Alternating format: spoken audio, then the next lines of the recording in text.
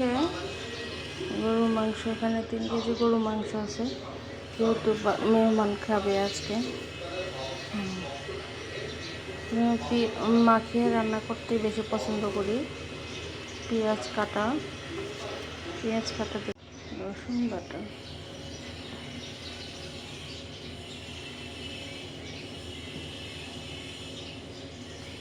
আদা বাটা,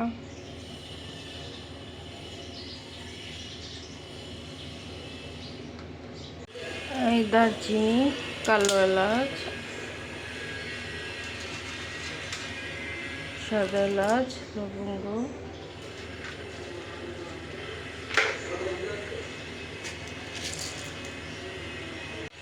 জিরা বাটা,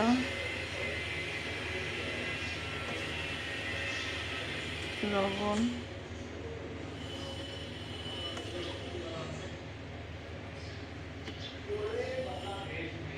হলুদ,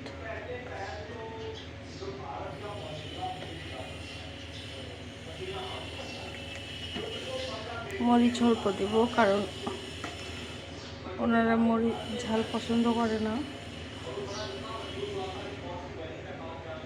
তেল দিয়ে নিলাম, তেল দিয়ে ভালো করে মাখালাম, মাখিয়ে এখন উঠে দেব।